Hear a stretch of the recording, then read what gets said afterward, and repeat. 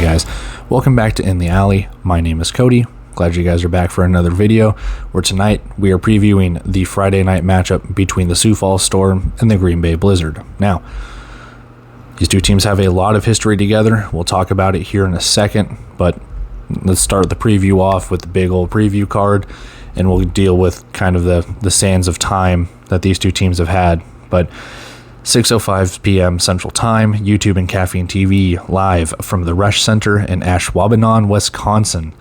The 0-3 Sioux Falls Storm. And I know I told you in the preview when I bet Sioux Falls, they're not going 0-3. There's no way they do. They did. So, oh well.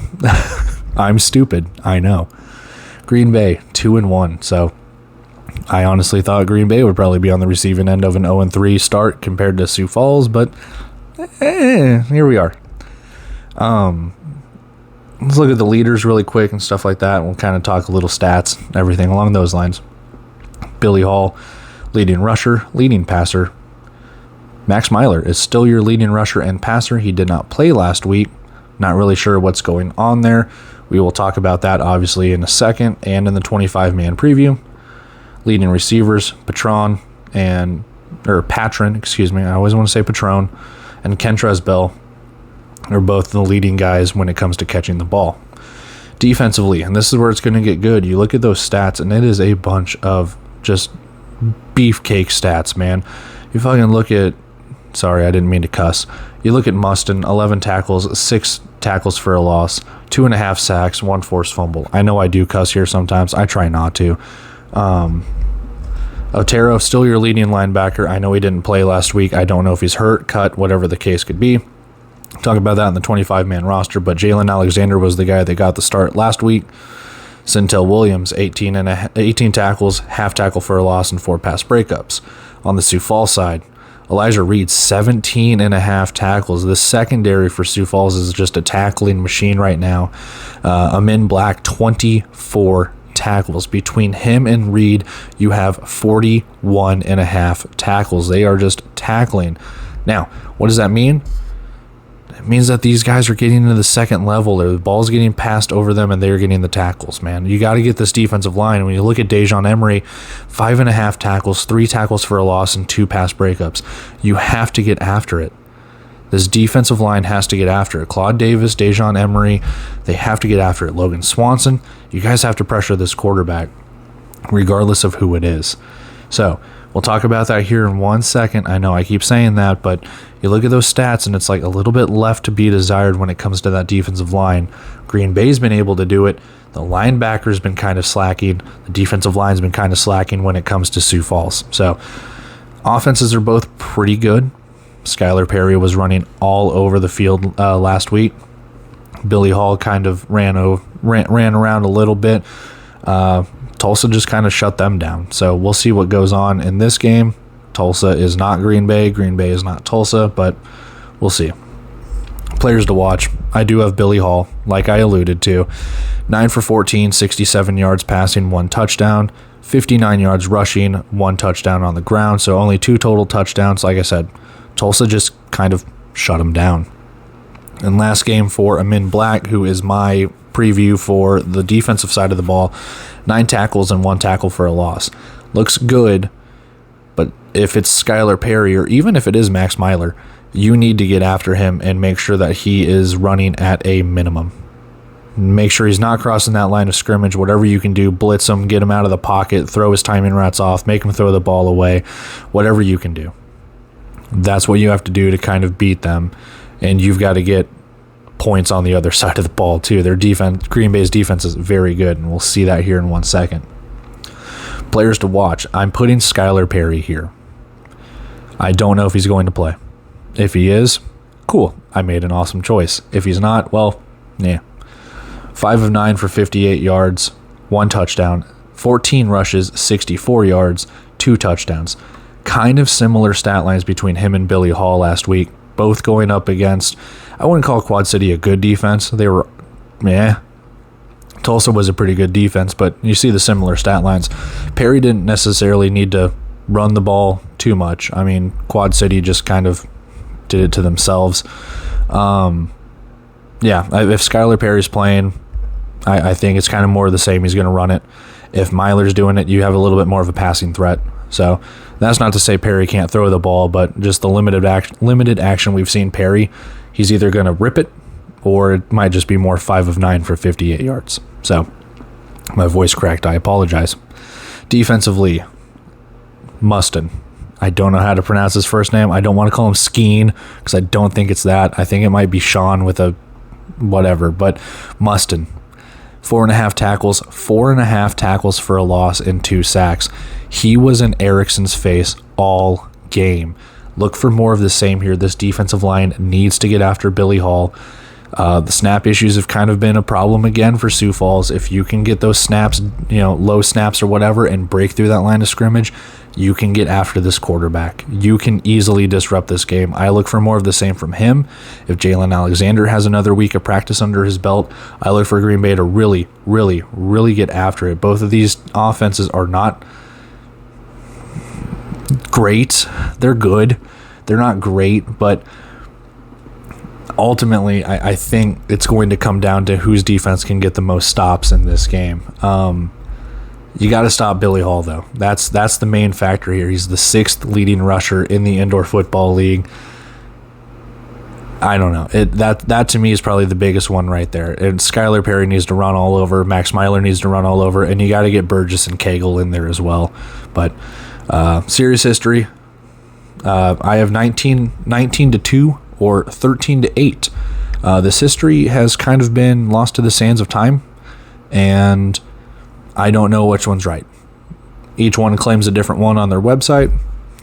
Yeah, they've played a lot of times.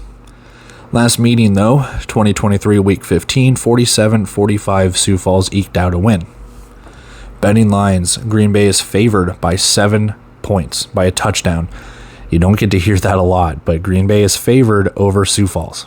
Money line is juiced bigly, and over under 81.5 for the total points. Let's go check out the 25-man roster. We'll do our best bet. Talk to Aaron. Get on out of here. Alrighty. 25-man roster popping up, and like I said, it's the same 21 that started the previous game, so against Tulsa for Sioux Falls and against Quad City for Green Bay. Now, really the only things that need to be said is Jalen Alexander fills in the linebacker spot for Adrian Otero, and Sioux Falls has signed Donnie Corley. Other than that, everything has kind of been the same. Not really much else to report when it comes to that. It's, reserves and everything like that. The main question is, who starts at quarterback for Green Bay? Simple as that. Does Skylar Perry get the start again for second game in a row, excuse me?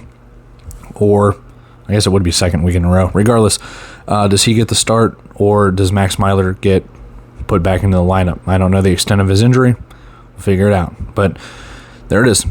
Let's go check out our bet. Let's go talk to Aaron. All right, best bet under 81.5, and I'm going to throw some stats at you really quick.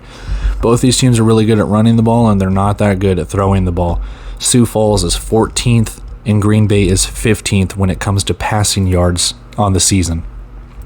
Green Bay and Sioux Falls have not made a field goal all season. They are 0-for.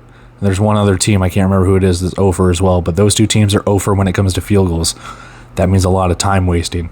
Sioux Falls is 16th in extra points converted, which means don't take it for granted. They are last when it comes to making extra points. They make them, but they're roughly missing the same amount as when they make. Sioux Falls is letting teams convert on third down at an alarming rate. And right now, Green Bay is the second best team at converting third downs, which means that's really the only thing that scares me is, can Green Bay's offense and that running game really keep this team scoring points? Sioux Falls offense is pretty good, but you saw how shut down they got to Tulsa. Green Bay, they might have a shot here against Sioux Falls, but it's going to come down to Sioux Falls making these stops. Sioux Falls is the third best rush defense in terms of yards allowed, which means they're not giving up a lot of yards when it comes to the other teams running the ball. It's just kind of on the passing side.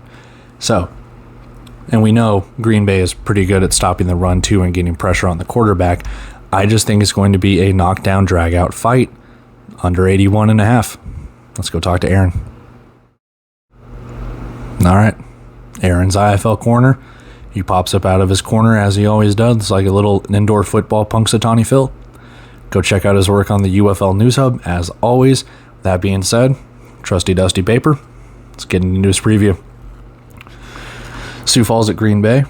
We'll start off with the Green Bay side. While Green Bay has picked up 2 wins this season, they have struggled to put points up on the scoreboard. The Blizzard are stout defensively, and that strong defense has put Green Bay in a position to get wins early. Offensively, the Blizzard have gotten a jolt of running ability of quarterback Skylar Perry against Quad City. If the Blizzard can maintain their solid defense and put some points up on offense, they should be able to pick up another win this week. Sioux Falls needs help finding their footing after an offseason of restructuring their roster and coaching staff. Offensively, the Storm can run the ball into the end zone with quarterback Billy Hall and running back Xavier Jackson, but there's still work to be done in the passing game to get it shored up. Defensively, the Storm will need to get stops and force turnovers this week. They need to contain the Blizzard's quarterback if they want to get things turned around on the road. So, Aaron is in full Skylar Perry is starting mode. I'm not necessarily sure. Like I said, if he's the starter, he's the starter.